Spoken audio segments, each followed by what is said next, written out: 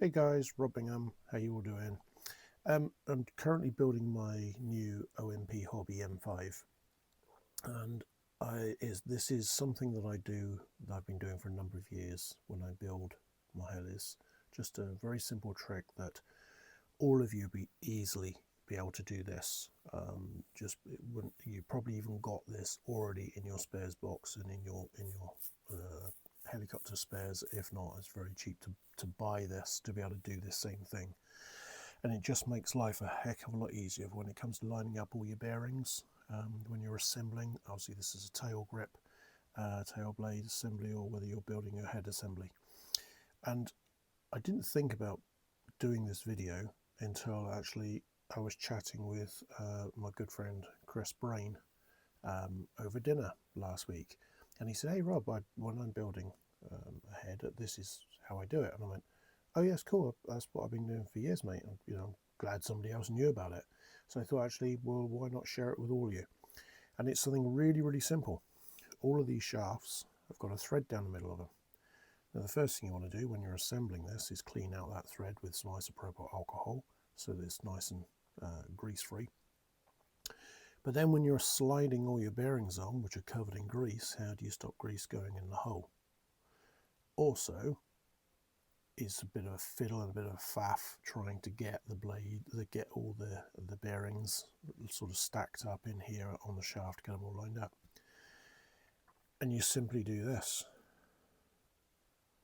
You have another shaft with a set screw in it, and this is set with red Loctite, and all I do is just pop that shaft on, and these can be from any helicopter, a cheaper helicopter or whatever. It hasn't got to be tight, it's just going to be literally just going to line there and just sort of sit there lined up.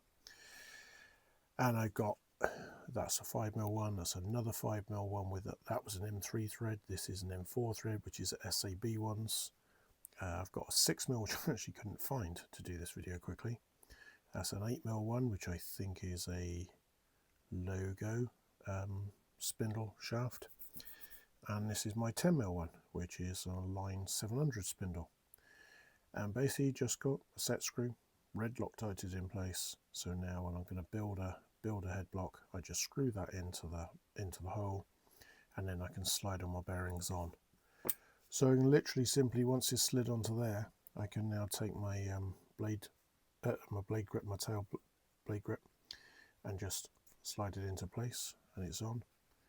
And then I'm going to take my loose side. That is my loose side, good. So now I've been using this for years. Lube. It's just a high pressure grease. Any high pressure grease it will do for thrust bearings. Just get a little bit of grease in that groove,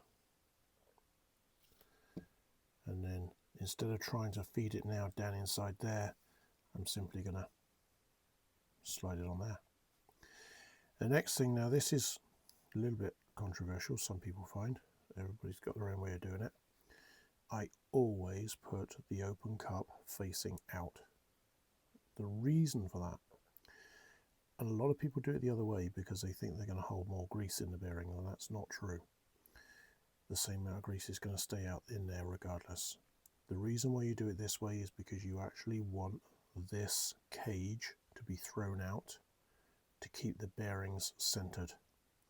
If you do it the other way, this can be thrown against the face, which increases the gap between the balls, and then the balls don't stay centered, and that can cause flat spotting and uneven wear inside your bearings. So again, I'm just going to put some lube in there, and we're going to put that face out. Get the other one now with the small ID. Obviously, your small ID always goes to the outside when you're building these thrust bearings. Goes on there,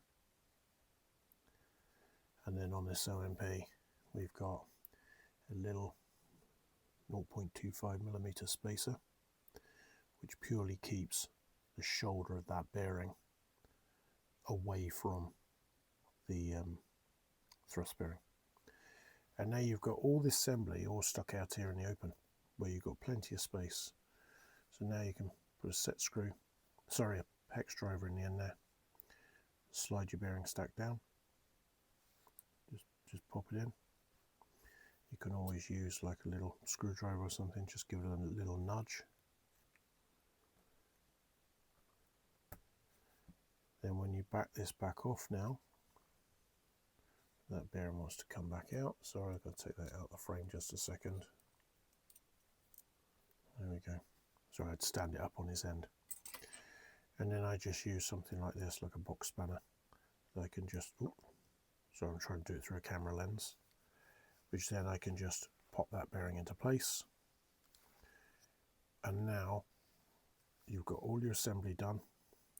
You've got no grease has gone into your thread, and that's ready now for tightening and everything up. As you see, that will pull your O-rings in and everything. So yes, simply go and buy yourself, or you, like I say, you probably even got them in your spares box, but just buy yourself some spindles, 5mm, 6mm, 8mm, 10mm, that'll probably do you. Get some set screws, or you can just, in fact this one is a bolt with the head cut off it. That one's a set screw, the other two are set screws. And just leave these on in your build tool bag, toolbox, whatever you use, on the bench. And yep, and just use those for lining up your bearings. And you've killed two birds with one stone. You've got no grease inside your thread, and you've just simply been able to slide it all from here, all away from the grip, and just slide it all into place and job done. Anyway, I hope that tip is useful for you, and happy building, everybody. Cheers for now.